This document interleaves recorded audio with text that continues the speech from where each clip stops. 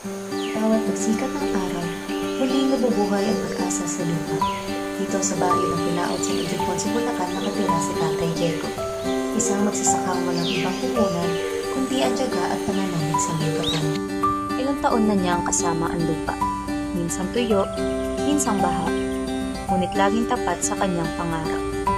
Ang bawat patak ng pawis, patunay ng kanyang sakripisyo para sa pamilya. Ako si Diego Santos, tiga Santa Catalina ng matanda. May asawa, may 3 anak. At ngayon, puro pagsasaka ang aking ginagawa. Gaano na po kayo katagal nagsasaka? Bata pa ako, nagsasaka na ako. Kanya lang natigil. Pero nang mag-start ako talagang pagsasaka, 1992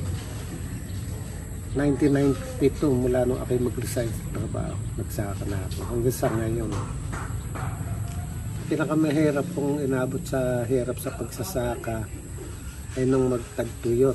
Sama siya ang panahon, ayaw mag-ulan, kanya natuto kami gumamit ng nagpagawa ng sariling patubig. Ano po ang nagbigay sa inyo ng lakas para magpatuloy kahit sa panahon ng tagtuyot o kalamidad? Ang lakas ng loob ko para ako'y patuloy na magsikap ay para sa pag-aaral ng anak ko at sa buong pamilya ko. Sa bawat unos, hindi siya tumigil. Ang kanyang mga kamay, sanay na sa hirap, ngunit hindi kailanman sumuko. Paano niyo po napagtagumpayan ng mga pagsubok sa bukid? Sa pamamagitan ng hindi kami sumuko sa pagbubukid, kahit kami nalulugi, pilit pa rin kami nagbubukid kahit na kami maghirap sa pagsasaka. Paano po ninyo nakikita ang pagbabago sa pamumuhay ninyo ngayon kumpara sa dati?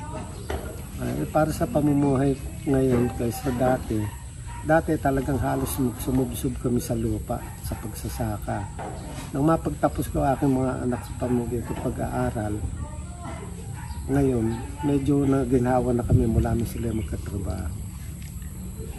Ilan na po ang naipagpatapos niyo na anak sa pag-aaral? Ako napatapos kong anak, 2 college. Yung isa hindi nakayari dahil nagkasakit, nahiya nang pumasok sa school. Awa ng Diyos ngayon, lahat sila nasa abroad. Ano po ang mga hakbang na ginawa ninyo para mapanatili ang ani at kabuhayan? Ay kami dito sa lupa namin sinasaka, pinipilit lang namin na masugpo namin ang mga damo sa aming palayan, mga hayop sa aming halamanan, para lang kami umani ng maganda-ganda.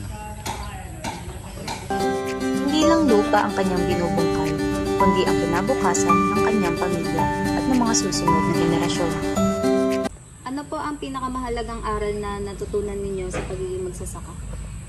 Ang natutunan namin aral sa pagsasaka, yung naranasan namin hindi umani dahil sa tagtiyot, pero patuloy para kami nagsaka para lang kami kumita ng maganda. Dire-diretso lang, hindi kami tumigil. Ano po ang gusto niyong iparating sa mga kabataang ayaw nang pumasok sa pagsasaka? Kaya masasabi ko naman sa mga kabataan ko, hindi lang sila nag-aaral sa school. Mahirap kasi magsaka. Kasi pagka kayo nagsaka, hindi ka na makakaisa. Puro na lang pagsasaka, puro hirap ang abutin mo. Maina, mag-aaral ko sa tumigil. Para po sa inyo, ano ang tunay na kahulugan ng tagumpay?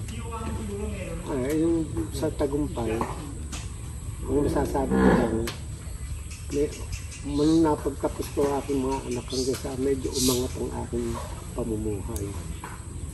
Sa ngayon, hindi na ako kamukha ng dati na subsub sa bukid.